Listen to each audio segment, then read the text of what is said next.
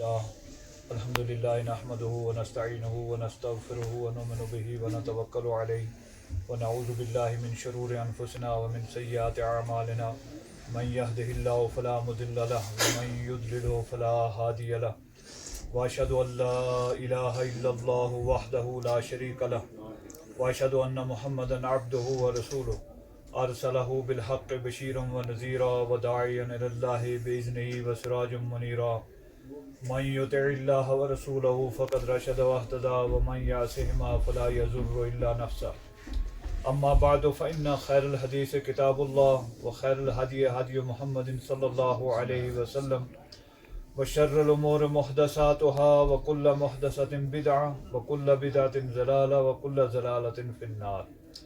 اعوذ باللہ من الشیطان الرجیم. بسم اللہ الرحمن الرحیم. ربکم الذی خلقکم من نفس واحدۃ وخلق منها زوجها وبث منهما رجالا كثيرا ونساء واتقوا الله الذي تساءلون به والارحام ان الله كان عليكم رقيبا. يا ايها الذين آمنوا اتقوا الله وقولوا قولا سديدا يصلح لكم اعمالكم ويغفر لكم ذنوبكم ومن يطع الله ورسوله فقد فاز فوزا عظيما. وقال النبي صلى الله عليه وسلم يا معشر الشباب من استطاع منكم الباءة فليتزوج فإنه أغض للبصر وأحسن للفرج ومن لم يستطع فعليه بالصوم فإنه له وجاء. وقال عليه الصلاة والسلام النکاح من سنتی فمن راغب عن سنتی فلیس منی ان اللہ وملائکته وعلى آل ابراہیم انک حمید مجید. اللهم بارک علی محمد وعلى آل محمد كما بارکت علی ابراہیم وعلى آل ابراہیم انک حمید مجید.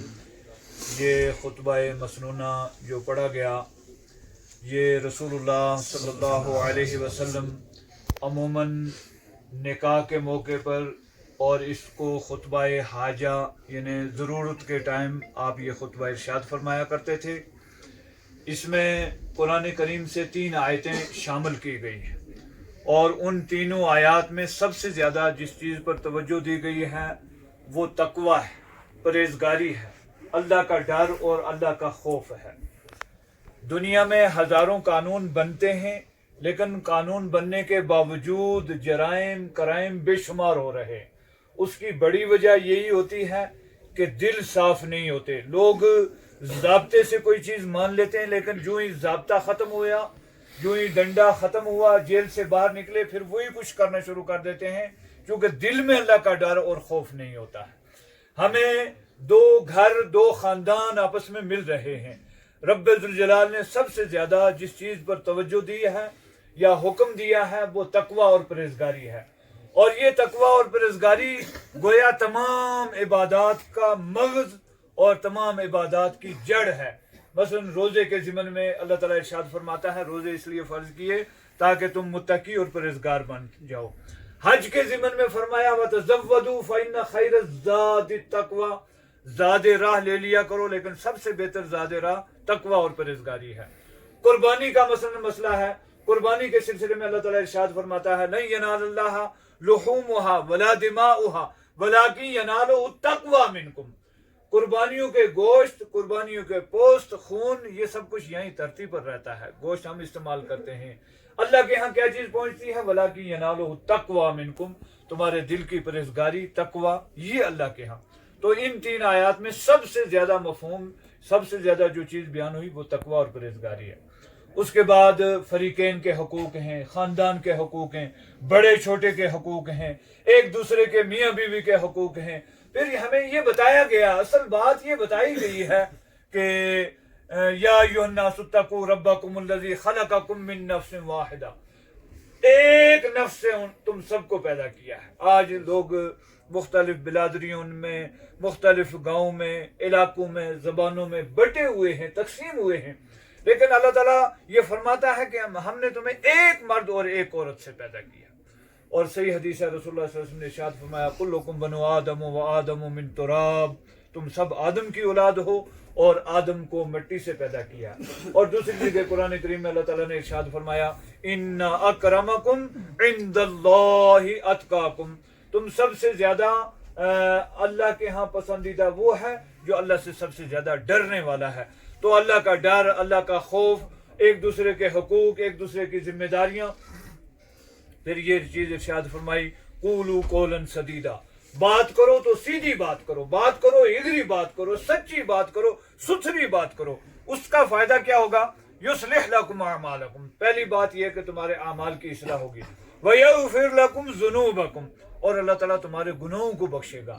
میں نے ایک نکاح میں خود تھا، نکاح میں بلکہ شاید میں نے کیا تھا، لڑکی والوں نے بتایا لڑکی کی تعلیم کو بہت بڑھا چڑھا کر.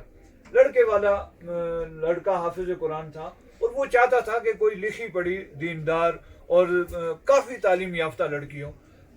پہلے لڑکی والوں نے بتا دیا جی اتنی تعلیم ہے. جب وہ گئے سال بعد 6 مہینے بعد جب پتہ چلا، اس نے کسی مدرسے میں اسکول میں اس کو پڑھانے کے لیے بھیجا، پتہ چلا کہ شاید ناظرہ بھی نہیں پڑھا ہوا، تو طلاق ہو گیا. بڑی پیار سے محبت سے شادی ہوئی لیکن نہیں سکی کیونکہ بات سچی نہیں ہوئی. قولوا قولا سدیدا، یہ آیت جو اس میں خطبے میں شامل کی گئی، اس میں اللہ تعالیٰ فرماتا ہے بات کرو، درست بات کرو، جو ہے وہ بتاؤ، جو سچی بات ہے وہی. اور اسی سلسلے میں مہر کے سلسلے میں بھی یہ کوشش کرنی چاہیے جتنا آدمی ادا کر سکے اتنا مہر رکھنا چاہیے. رسول اللہ صلی اللہ علیہ وسلم کی ازواج مطہرات کا آپ کے بناتے تو یہ بات کا مہر مد نظر رکھو. حضرت عمر فرماتے ہیں کہ اگر مہر زیادہ ہونا یہ کوئی فضیلت کا کام ہوتا تو سب سے زیادہ مہر ازواج مطہرات کا یا بناتے تو یہ بات کا ہوتا. تو جو گنجائش ہے، مثلا ایک آدمی کی گنجائش ہے 5 لاکھ دینے کی، وہ 5 بھی دے. اگر ایک آدمی کی گنجائش ہے 5,000 کی تو وہ 5,000 ہی دے، 5,000 والے کو 5 لاکھ نہیں چڑھانا. اور اسی طرح اگر کوئی 5 لاکھ دے سکتا ہے تو وہ کنجوسی کرے کہ میں 5,000 دوں گا، یہ بھی ناانصافی ہے. حیثیت پر مہر ہونا چاہیے جتنی جس کی حیثیت ہے، اور کوشش یہ ہے کہ مہر ادا ہونا چاہیے. پھر 4 چیزیں یاد رکھو. رسول اللہ صلی اللہ علیہ وسلم نے ارشاد فرمایا تنکح المرأۃ لأربع لمالها ولحسبها ولجمالها ولدینها فاظفر بذات الدین تربت یداک. فرمایا عام طور پر لوگ 4 چیزوں کو مد نظر رکھتے ہیں شادی بیاہ کے موقع پر. پہلے نمبر پر خاندان دیکھتے ہیں، جی یہ کون سا خاندان ہے، وہ کون سا خاندان ہے. دوسرے نمبر پر حسن و جمال دیکھتے ہیں، خوبصورتی کو معیار بناتے ہیں لوگ. تیسرے نمبر پر فرمایا مال دولت لوگ دیکھتے ہیں، لڑکی والے کی حیثیت کیا ہے اور لڑکے والے کی حیثیت کیا ہے. یہ عام آج کل رواج میں، اور یہ رسول اللہ کا فرمان ہے، یہ ہوتا ہے. چوتھی چیز فرمایا دین ہے، اور پھر آپ نے فرمایا فاظفر بذات الدین تربت یداک. آپ ترجیح دو، پسند کرو کس چیز کو؟ دینداری کو. چونکہ دین یہ ساتھ رہنے والا ہے. دنیا میں بھی دین کام آئے گا، قبر میں بھی دین کام آئے گا، حشر میں بھی دین کام آئے گا. یہ دنیا کی دولت ساری یہیں رہ جاتی ہے، دنیا کی ساری دولتیں یہاں رہ جاتی ہے. حسن جمال کی جو پوزیشن ہے، حسن جمال یہ بھی ہمیشہ نہیں رہنے والا. بھائی آپ لوگ یہاں بیٹھ جاؤ، شور نہیں کرو، جس نے بیٹھنا ہے ادھر بیٹھو، شور نہیں کرو. جب اللہ اور اس کے رسول کی بات ہو تو اس کو خاموشی سے سننا چاہیے. حسن و جمال یہ عارضی ہے. خوبصورت سے خوبصورت انسان کو اگر 8 دن پیجز لگ جائیں، 8 دن دیکھو اس کی کیا پوزیشن ہوتی ہے. یہ معیار نہیں بن سکتا. اگر مال دولت کی بات کرو تو مال دولت بھی آج کل ایسے لوگوں کے پاس مال دولت ہے جو پہلے کیا صرف جھاڑو لگانے کا کام کرتے تھے، آج وہ کروڑ پتی تو ارب پتی ہیں. یہ مال دولت بھی کسی کی وہ وراثت نہیں ہے، یہ گھٹتا بڑھتا ہے. خاندان، حسب نسب، یہ تو پہلے میں نے عرض کیا کہ کلکم بنو آدم و آدم من تراب، سب اولاد آدم ہیں. کوئی کسی کے لیے فخر کی بات نہیں. فخر صرف یہ ہے کہ جو اللہ سے زیادہ ڈرنے والا ہے، اللہ کا قرب حاصل کرنے والا پرہیزگار ہے، وہی اللہ کو پسند ہے. اگلی چیز آ گئی دین. تو نبی پاک صلی اللہ علیہ وسلم کی پسند کیا ہے؟ دین. فاظفر بذات الدین تربت یداک. آپ نے فرمایا تم ترجیح دو، معیار بناؤ کس کو؟ دین کو معیار بناؤ، کیونکہ یہ ہمیشہ ساتھ دینے والا ہے. ہو گئی اجازت؟ جی اجازت ہو گئی. جی سوری بھائی اجازت ہو گئی. اللہ تعالیٰ ہمیں کہنے سننے سے زیادہ نیک عمل کی توفیق عطا فرمائے. رب العالمین احکم الحاکمین اس نکاح کو بابرکت بنائے, فریقین کے درمیان اتفاق و اتحاد پیدا فرمائے, صراط مستقیم پر چلنے کی توفیق عطا فرمائے. ہر قسم کے آسمانی زمینی آفات و بلیات سے اللہ تعالیٰ ہماری حفاظت فرمائے.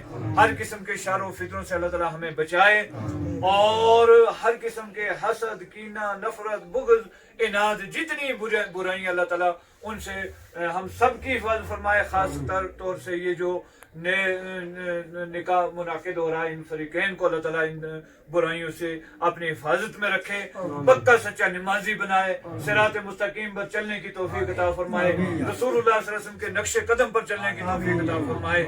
جب تک زندہ رہیں اسلام پر قائم اور دائم رکھے, جب دنیا سے جائیں کلمہ لا الہ الا اللہ محمد رسول اللہ نصیب فرمائے. اقول قولی ھذا استغفر اللہ لی ولکم ولسائر المسلمین واستغفروہ انہ هو البر الرحیم. وآخر دعوانا الحمد للہ رب العالمین.